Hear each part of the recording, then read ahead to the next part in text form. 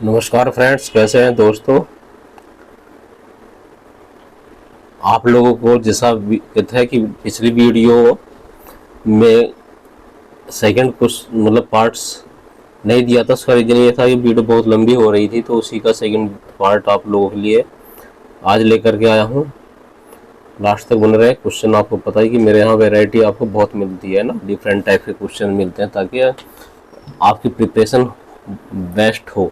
मैं ये नहीं कहता कि क्वेश्चन जो मैं करा रहा हूँ उनमें से ही क्वेश्चन आएंगे, लेकिन हाँ पैटर्न की बात करता हूँ कि मैं जो पैटर्न बता रहा हूँ उस पैटर्न पे क्वेश्चंस आते हैं। तो देखिए, सिंपल क्वेश्चन कराए हैं। एक नया पैटर्न।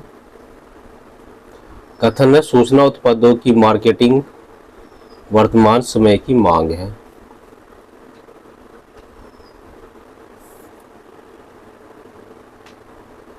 ठीक है फ्रेंड्स,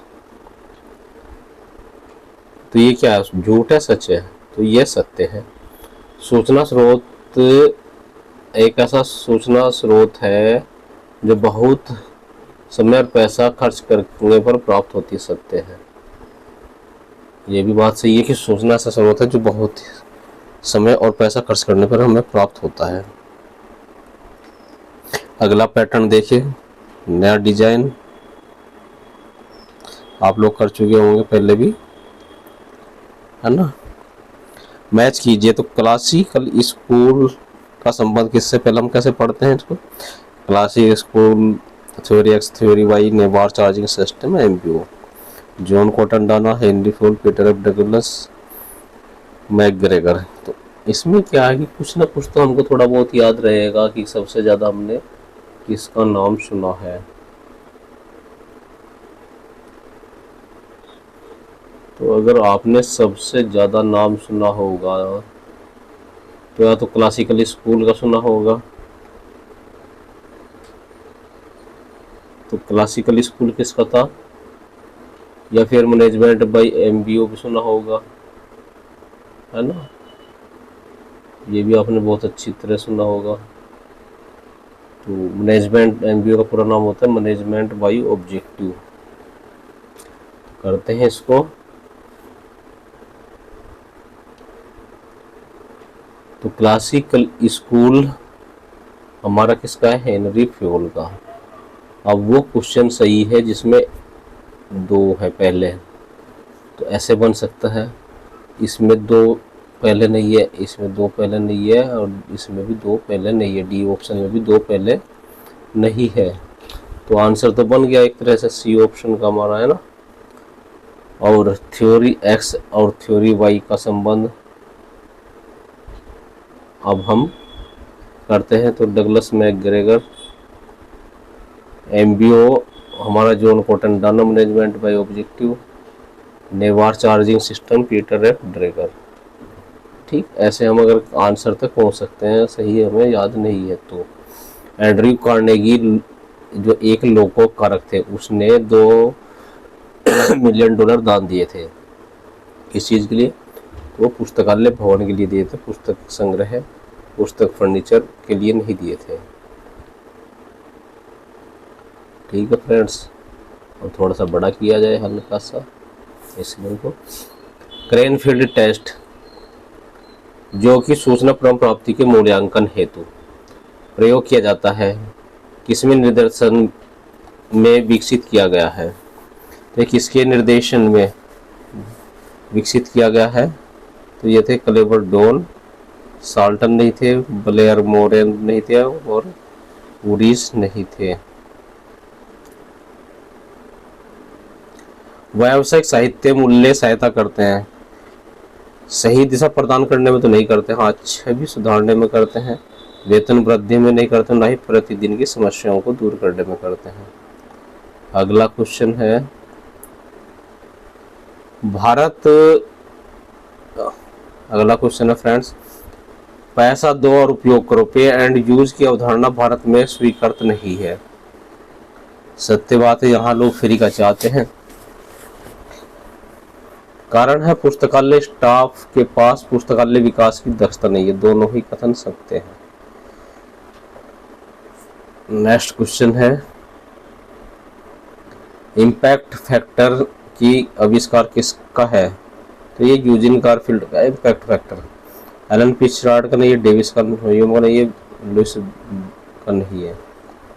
जोटेरो क्या है, तो फ्रेंड्स जोटेरो है हमारा कंटेंट मैनेजमेंट सिस्टम नहीं है, रेफरेंस मैनेजमेंट सिस्टम नहीं है, सीरियल मैनेजमेंट सिस्टम नहीं है, बिब्लियोग्राफिकल मैनेजमेंट सिस्टम फॉर रेफरेंस है। और मैनेजमेंट की बात चल रही है तो फ्रेंड्स मैनेजमेंट में हम मोटिवेट जरूर होते हैं किसी न किसी से, जैसे अभी हमने कहा था थ्योरी एक्स और थ्योरी वाई, है ना।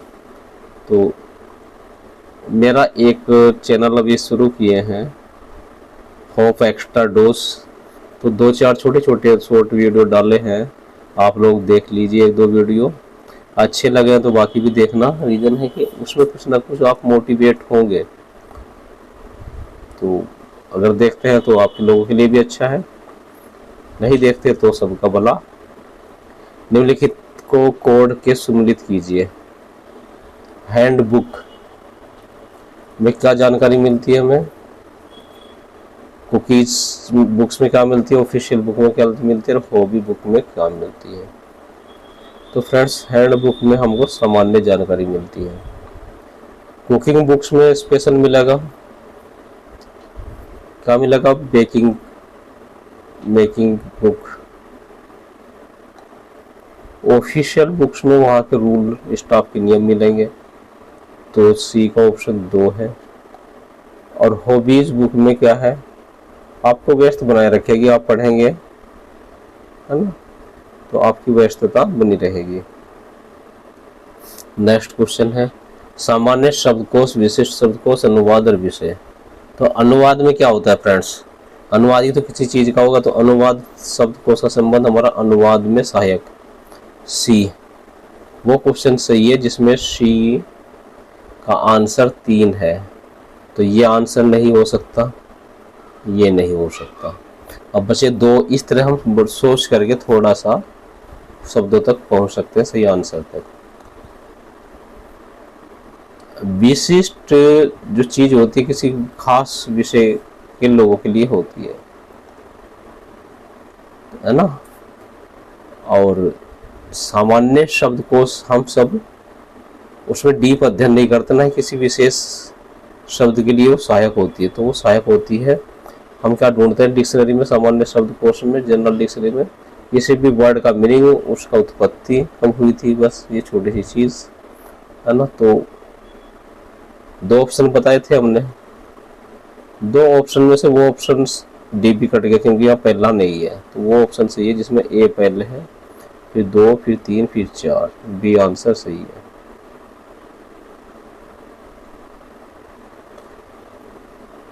प्रकाशन पूर्व सूचीकरण, प्रीनेटल कैटलॉगिंग, यूनियन कैटलॉग और सब्जेक्ट कैटलॉग। तो प्रकाशन पूर्व सूचीकरण जो नाम दिया था वो किसने दिया था, प्रीनेटल कैटलॉगिंग शब्द किसने दिया था। तो इनमें से अगर आपको सबसे ज्यादा याद होगा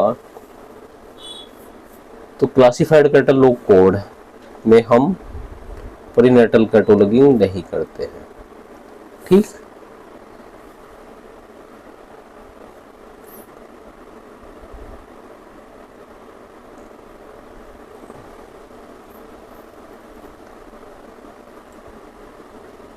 सोचिए, मैं भी सोचता हूं, तब तक आधा सेकंड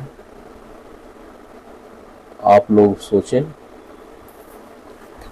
समय आपके पास, क्योंकि थोड़ा सा विश्लेषण भी एनालिटिकल पावर हमारी होनी चाहिए।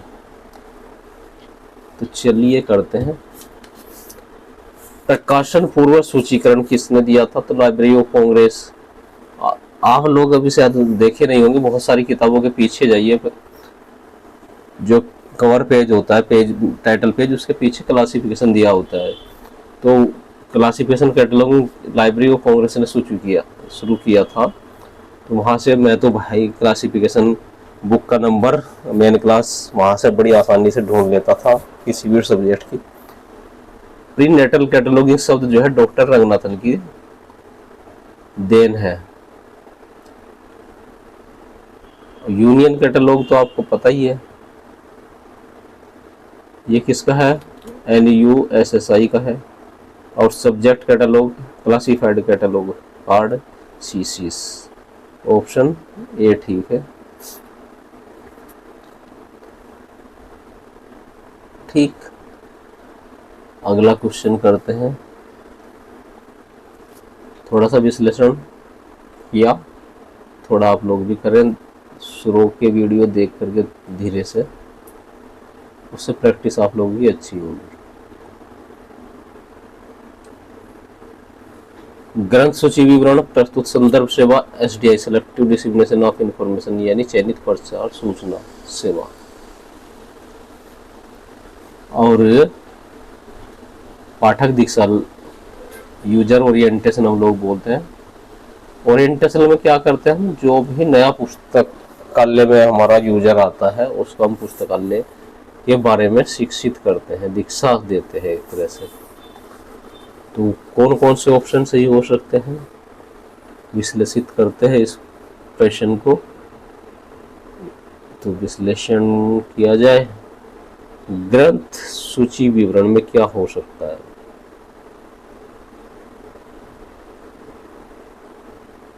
किसी भी पुस्तक के का सारांश हो सकता है क्या?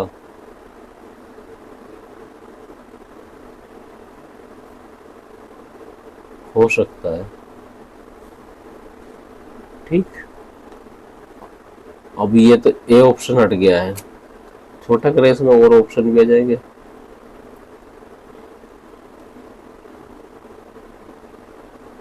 ये चारों ऑप्शन इसके आ चुके हैं। तो ए का 2, तो ये ए ऑप्शन कट गया और डी ऑप्शन कट गया, बचे 2। प्रस्तुत संदर्भ सेवा, तो संदर्भ सेवा है वो हमारी क्या है, सामयिक अभिज्ञता सेवा करंट सर्विस कहलाती है हमारी।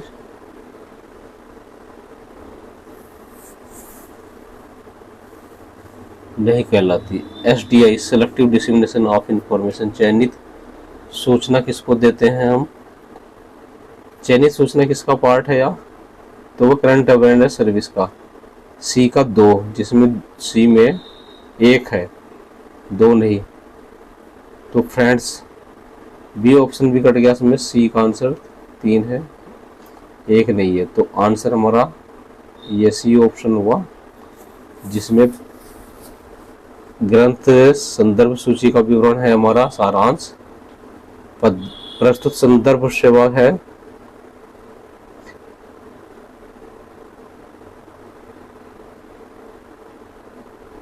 तथ्यात्मक सेवा है, SDI हमारी करंट अवेयरनेस सर्विस है, और पाठक दीक्षा एक तरह से क्या है, पुस्तकालय पुस्तिका।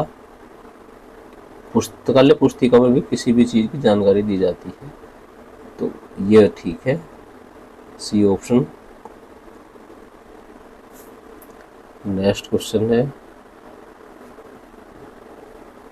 पाठ्य प्रोफाइल SDI का अनिवार्य भाग है। सत्य बात है, SDI एक व्यक्तिगत CS है, अभी किया ना SDI का ऑप्शन, तो ये भी सही है। तो ए ऑप्शन ठीक है।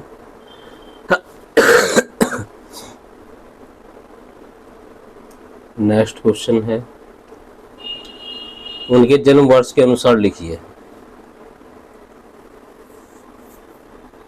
तो फ्रेंड्स मैंने जन्म वर्ष यहाँ नहीं लिखे हैं, तो आप लोग थोड़ा सोचिए सबसे पुराना क्या हो सकता है इनमें।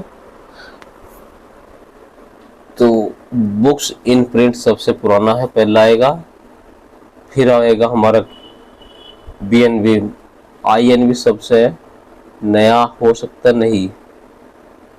ठीक, और सोचते रहिए, तब तक मैं वर्ष ढूंढता हूँ कहीं से इनका कौन कौन से सन में कौन सा आया है।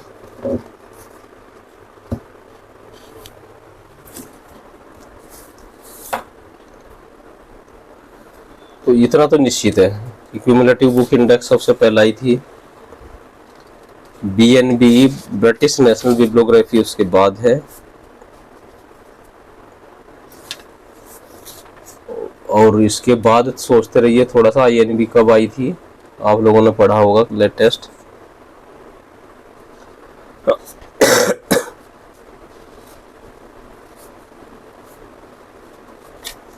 आया समझ में आईएनबी का कुछ?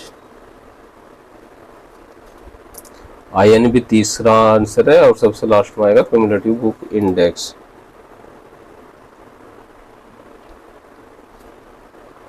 ये ऑप्शन ठीक है।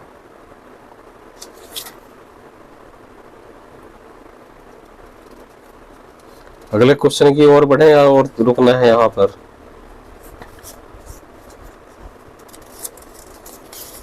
और रुकना है तो रुक सकते हैं हम लोग। ध्यान से पढ़ते रहिए और आंसर अपने हिसाब से लिख के देखिए कि कौन सा आंसर है। चलिए समय हो गया काफी, बढ़ते हैं आगे की ओर।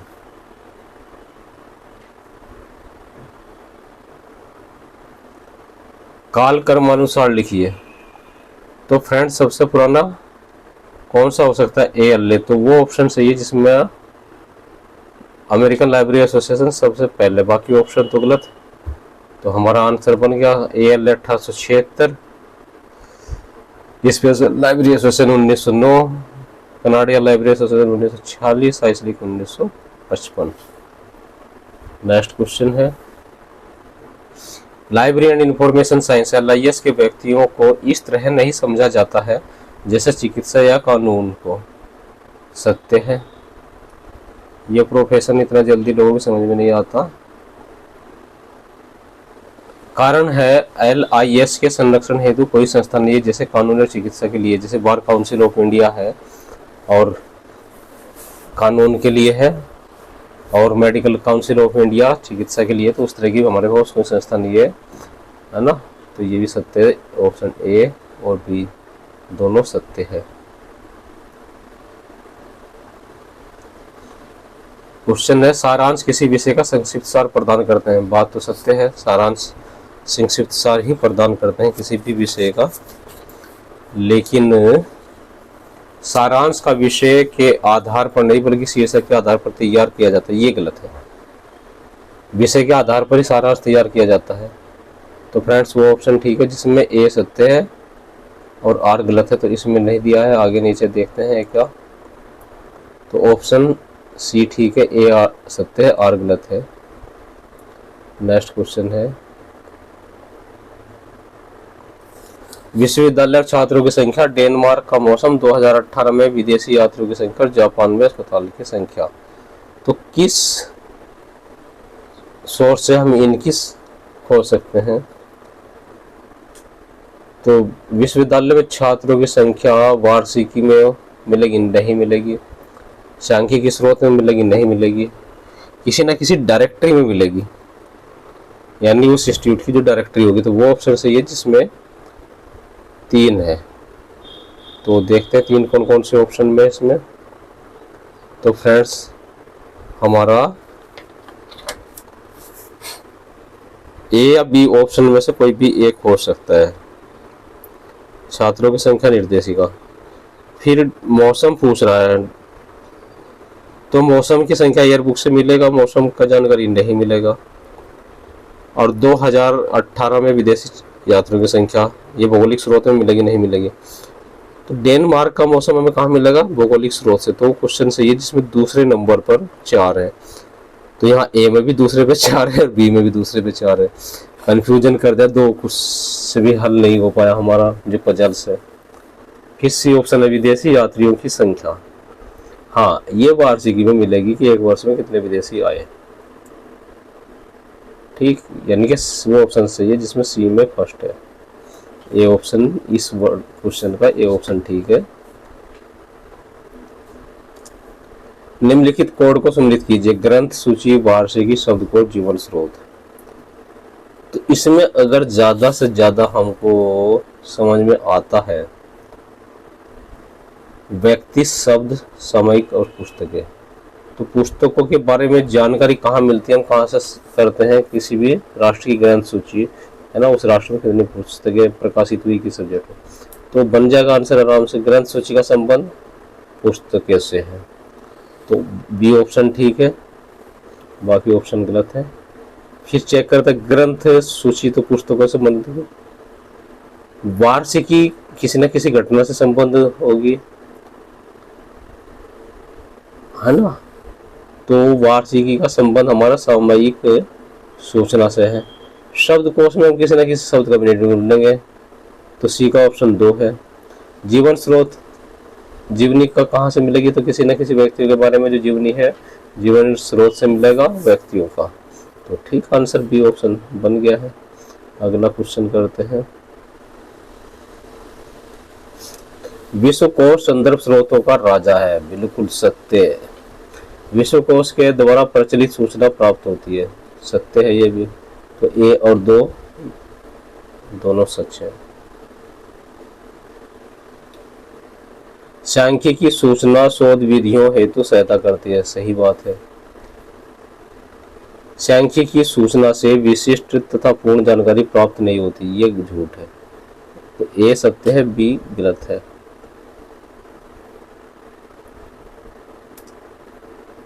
सरकारी और ऐतिहासिक रिकॉर्ड की सूचना निम्नलिखित में से किसमें दी जाती है।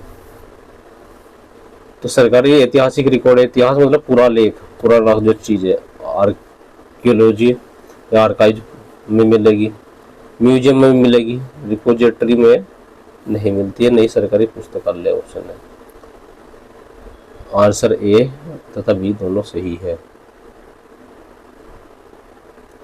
फिर आ गया है निम्नलिखित को सम्मिलित कीजिए। ये क्वेश्चन बहुत रिपीट होते हैं एग्जाम में, वह नेट के एग्जाम में भी आते हैं। व्यापारिक प्रकाशक, विषय प्रकाशक, सरकारी प्रेस और विद्वान प्रकाशक।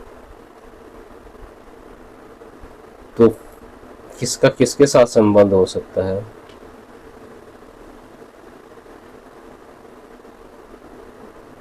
विद्वान किसका होगा,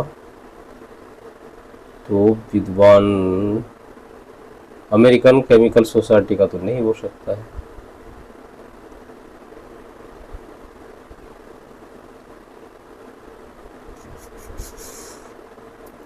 सरकारी प्रेस, हाँ यूनिवर्सिटी की कोई प्रेस होगी तो सरकारी प्रेस होगी, ये मैचिंग करता है। तो फ्रेंड्स यहाँ से पकड़ सकते हैं वो आंसर सही है जिसमें सी का तीसरा है। तो ऑप्शन बी गलत है, तो बाकी ऑप्शन इसके नहीं किए, तो ए सही है। ऐसे कर सकते हैं। व्यापारिक प्रकाशक कौन है हमारा, तो ऑक्सफोर्ड यूनिवर्सिटी क्या है, व्यवसाय ही तो प्रेस है, किताबें छापती है व्यवसाय करने के लिए। विषय प्रकाशक क्या है, तो विषय प्रकाशक अमेरिकन केमिकल सोसाइटी किसी भी एक विषय पे केमिकल साइंस पे छापता है। हो गया आंसर सही। विद्वान बचा, विद्वान प्रकाशक यूनेस्को है।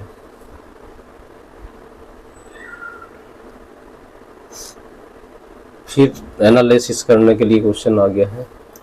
पाठक की दीक्षा, सूचना का पुनर्गठन, अनुवाद सेवा और अनुक्रमणिका सेवा या इंडेक्सिंग। तो पाठक की दीक्षा हमारे क्या करती है, किसी न किसी कार्य में सहायता करती है। ऑप्शन 4 सहायता, लेकिन किस सेवा के अंतर्गत हम पाठक की दीक्षा देते हैं, तो संदर्भ सेवा के अंतर्गत। वो ऑप्शन ठीक है जिसमें पहले का आंसर 2 है। तो यहाँ 2 नहीं है, यहाँ 2 नहीं है। कॉम्पिटिशन बचा अब हमारा बी और सी के बीच। तो सूचना पुनर्गठन, इंफॉर्मेशन का पुनर्मैनेजमेंट क्या है, संग्रह सेवा है। संग्रह करके हम उसका फिर पुनः संगठित करते हैं। तो बी का 3, तो ये ऑप्शन भी ठीक है अभी तक, ये भी ठीक है। लेकिन अब अनुवाद सेवा कहाँ मिलेगी हमको, तो अनुवाद सेवा हमें किसी भी विषय की सहायता करने के लिए करते हैं। तो वो ऑप्शन ठीक है जिसमें सी में 4 है। तो बी भी गलत हो गया, ऑप्शन बन गया हमारा सी। हो गया। अनुक्रमणिका क्या में होती है, तो ग्रंथ सूची के सबसे पीछे पाई जाती है अनुक्रमणिका या इंडेक्स, ताकि उस विषय को हम खोज सकें।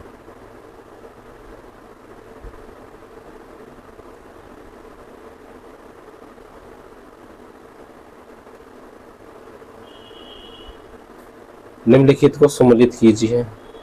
बड़ा टेढ़ा टेढ़ा स्कैन हुआ है, छोटा किया जाए।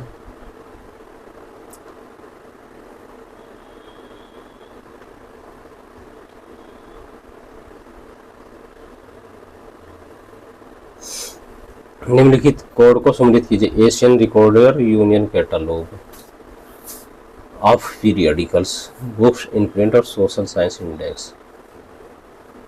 तो यूनियन कैटलॉग ऑफ पीरियडिकल्स किसके बारे में जानकारी देगा? एशियन रिकॉर्ड तो एशिया की चीज़ों के बारे में जानकारी देगा, है ना दोस्तों। यूनियन कैटलॉग ऑफ पीरियडिकल्स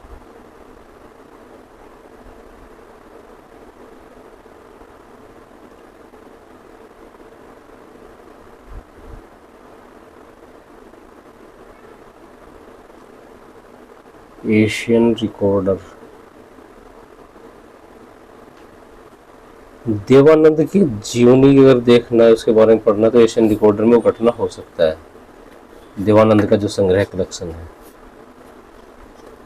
यानी कि वो सही है जो पहले का तीसरा है। और दूसरा मैंने बताया था कि कैटलॉग और पीरियडिकल्स में किसके बारे में जानकारी मिलेगी, तो डेफिनेटली पीरियडिकल की मिलेगी, इससे भी जा सकते हैं।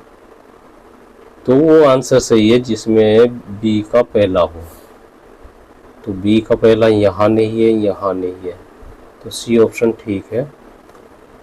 बुक्स इन प्रिंट पुस्तकों की जानकारी देगी, बुक्स के बारे में देगी। और सोशल साइंस इंडेक्स में कहीं की सूचना मिल सकती है हमें, समाज में जो घट रहा है, जैसे हरित क्रांति पर लेख। ये ऑप्शन ठीक है। नेक्स्ट क्वेश्चन है, मैच करना है। आरटीआई एक्ट के उपयोग का निर्देशन, दृश्य श्रव्य संसाधनों का प्रयोग किस शिक्षा और उपयोगकर्ताओं को उपयोग का लेख प्रदान करना तथा सूचना साक्षरता इंफ्रीमेंट द्वारा सूचना स्रोतों को प्रयोग हेतु भेजना।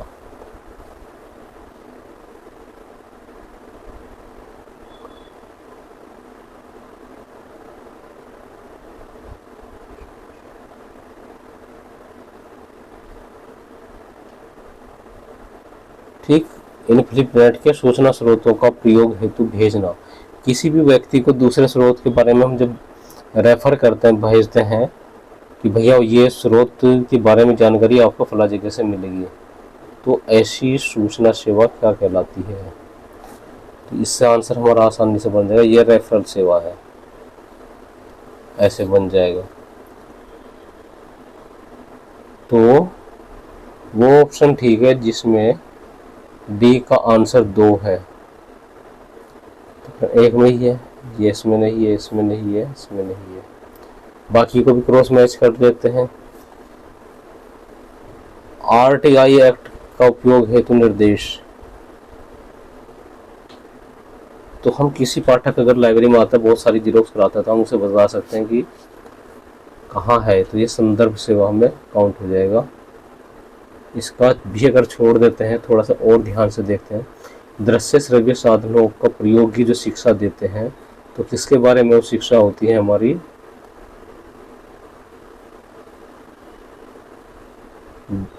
उपयोगकर्ताओं को दृश्य श्रव्य बारे में सूचना देना, तो सूचना साक्षरता या लाइब्रेरी ओरिएंटेशन भी हम कहते हैं। बी का 3 ठीक है। तो ऑप्शन हमारा सही आ गया है, डी। रटने की जरूरत नहीं, थोड़ा सा विश्लेषण करेंगे तब।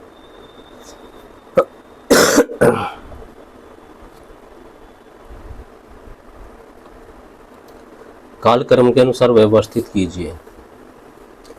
तो लाइब्रेरी ऑफ कांग्रेस, निष्केयर, डिलीवरी ऑफ बुक्स और लाइब्रेरी ऑफ इंडिया।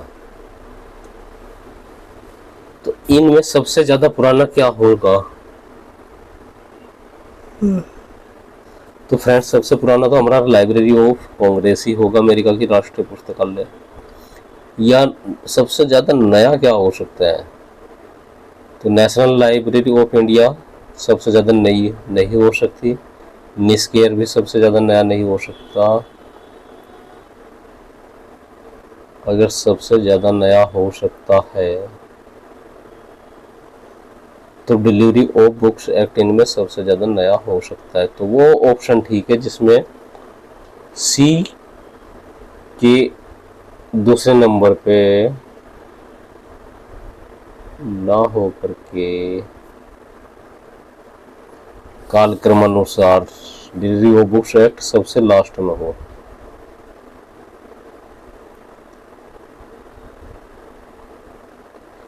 यानी कि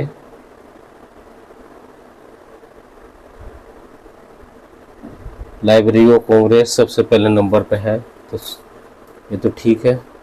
तो दो ऑप्शन कट गया हमारे, ए और बी तो कट गया।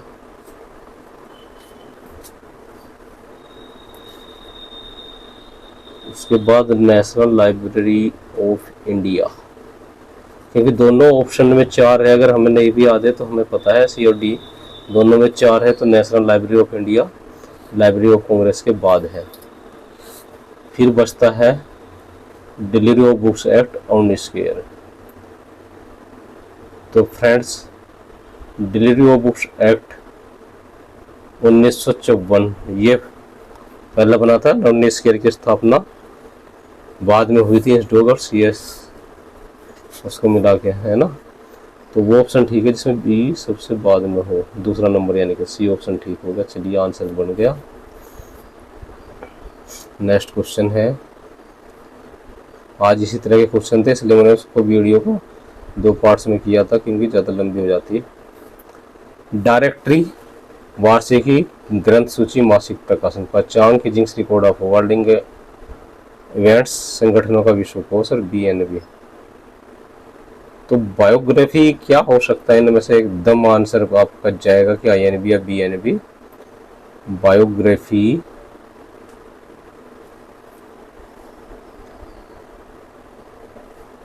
है, तो बायोग्राफी सी का ऑप्शन 4 वो क्वेश्चन सही है जिसमें सी में 4 है, इस तरह हम पहुंच सकते हैं। तो सी में 4 नहीं है, सी में 4 नहीं है, बिल्कुल आसान होता है ना। British national bibliography, bibliography I&B bibliography है। तो बन गया आंसर। तो सब डायरेक्टरी का संबंध किससे है? तो कीजिंग्स संगठनों का विश्वकोश है। निर्देशिका हमारी कोई भी डायरेक्टरी होगी, किसी न किसी संगठन का डायरेक्टरी होगी। फिर वार्षिकी या एनर्स में क्या होता है हमारा? तो पंचांग होता है एनर्स एक तरह का वार्षिकी। और मासिक प्रकाशक क्या होगा? तो कीजिंग्स ऑफ वर्ल्ड इवेंट के आवृत्ति मासिक है। तो आंसर ए ऑप्शन ठीक है। नेक्स्ट क्वेश्चन है, कंप्यूटर प्रोग्रामिंग भाषा में 3 भाषाएं होती हैं। तो ये तो जानते हैं, जीरो, ला और हाई लेवल नहीं होती है। लो हो सकता, ला क्या है? कोबोल बेसिक प्रोलॉग ये भी नहीं है। फोर्ट्रॉन PLC1 भी नहीं। मशीन असेंबली बहुत इंपॉर्टेंट क्वेश्चन रिपीट होता रहता है। मशीन लैंग्वेज, असेंबली लैंग्वेज और high level language, 3 language computer science में यूज होती है। अगला क्वेश्चन है, इंसडोग की पैतृक संस्था का नाम क्या है? जैसे मैंने अभी बताया कि निस्केयर बाद में बना था, तो इंसडोग CSIR के अंतर्गत काम करता है हमारा, council of scientific and industrial research इसका पूरा नाम है। डी ऑप्शन है। यूनेस्को के अंदर काम नहीं करता, ना ही निसात के, और राष्ट्रीय ग्रंथालय तो बिल्कुल भी इसका आंसर नहीं है। इनफ्लिपनेट क्या है? तो लाइब्रेरी साइंस की एक पत्रिका इनफ्लिपनेट है, बिल्कुल नहीं। भारत का एक प्रलेखन केंद्र प्रलेखन केंद्र इंसडोग है। भारत में पुस्तकालय सूचना का नेटवर्क है, बिल्कुल सत्य है, और UGC के अंडर में काम करता है। निम्नलिखित में से कौन सा एक खोज इंजन नहीं है? तो फ्रेंड्स, फेसबुक हमारा सोशल साइट है, वो खोज इंजन नहीं है। तो ए ऑप्शन ठीक हो गया। मोजिला, गूगल और याहू हमारे सर्च इंजन है। निसात क्या है? विज्ञान प्रौद्योगिकी के क्षेत्र में स्थानीय सूचना प्रणाली ना। विज्ञान और प्रौद्योगिकी के क्षेत्र में अंतर्राष्ट्रीय सूचना प्रणाली ये भी नहीं है। विज्ञान और प्रौद्योगिकी के क्षेत्र में भारत की राष्ट्रीय सूचना प्रणाली बिल्कुल सत्य है। सी ऑप्शन ठीक है।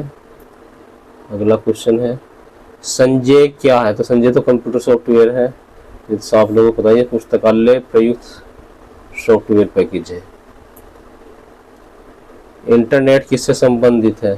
तो लेंस पे तो हम इंटरनेट यूज नहीं करते, न मैन पे करते न रैन पे करते। वैन होता है वाइड एरिया नेटवर्क है, नेटवर्क होगा नेटवर्क इंटरनेट।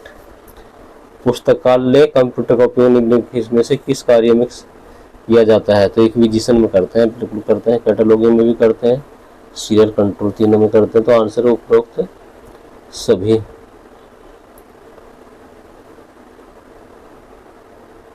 अगला क्वेश्चन है इंस्पेक ने अपना कार्य कब प्रारंभ किया था? तो 1898 में किया था, 1950, 1920 और 1998 गलत आंसर है।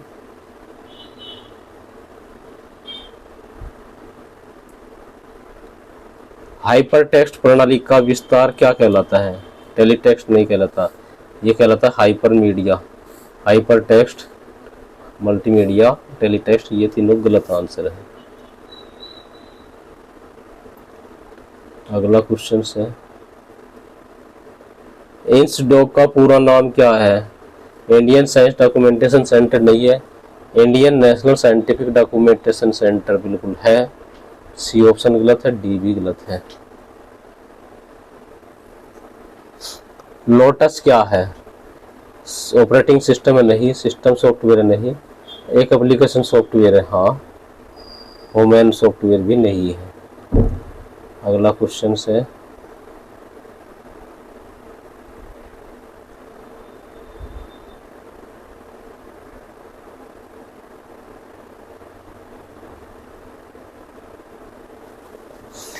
लोटस क्या है? तो ऑपरेटिंग सिस्टम नहीं है, सिस्टम सॉफ्टवेयर नहीं, एप्लीकेशन सॉफ्टवेयर है।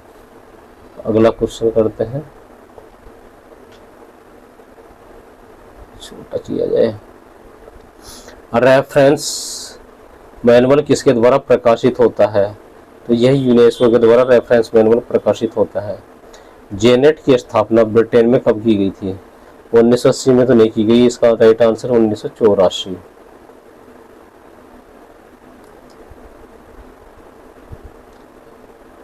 ये मंत्रालय सॉफ्टवेयर का निर्माण किसने किया था? तो सीडेक ने तो नहीं किया, ना ही वॉर्क ने, एनआईसी नेशनल इंफॉर्मेशन सेंटर ने जरूर किया था। राइट आंसर बी ऑप्शन है। इंटरनेट को इंफॉर्मेशन सुपर हाईवे नाम किसने दिया था? अमेरिका के राष्ट्रपति बिल क्लिंटन ने नहीं दिया, राष्ट्रपति जॉर्ज बुश ने। और राष्ट्रपति ने, अमेरिका के राष्ट्रपति ने कौन से राष्ट्रपति नाम नहीं दिया है? तो ऑप्शन सी कंफ्यूज करता है, लेकिन अमेरिका के उपराष्ट्रपति अल गोर ने दिया था, ये ऑप्शन ठीक है। इंटरनेट को इंफॉर्मेशन सुपर हाईवे का नाम किसने दिया? ये अमेरिका के उपराष्ट्रपति अल गोर है। एल्फोंस एफ ट्रेजा का संबंध किससे है? तो लूप नेटवर्क से नहीं है, ना ही एएलए से है। डी ऑप्शन गलत है, यह पुस्तकालय स्वचालन लाइब्रेरी ऑटोमेशन से इसका रिलेशन है। सरनेट किसका संक्षिप्त रूप है? तो सब्जेक्ट इंडेक्सिंग रिट्रीवल नहीं है, science and research information network नहीं है, सोशल साइंस इन्वेस्टिगेशन नहीं। राइट आंसर हमारा scientific and industrial research network है। मेलिबनेट को किस संस्था ने स्थापित किया था? यूजीसी ने नहीं किया, ना निसाब ने। इंसडॉक निस्केयर ने उसको स्थापित किया था मेलिबनेट को। तो फ्रेंड्स, आज के क्वेश्चन आप लोगों को कैसे लगे कमेंट्स करके बताएं, और मिलते हैं जल्दी नई वीडियो में। तब तक के लिए बाय बाय, बने रहिए। अभी कुछ हरियाणा में भी पोस्ट आई हैं, तो आप तैयारी रखिए, और मेरा तो भरपूर प्रयास आप लोगों के साथ है रहेगा। अधिक से अधिक बस शेयर करिए ताकि लोगों को भला हो सके। लाइक कर दिया करो यार, लाइक करने से थोड़ा सा अच्छा लगता है, कुछ किसी को पसंद आया। नमस्कार।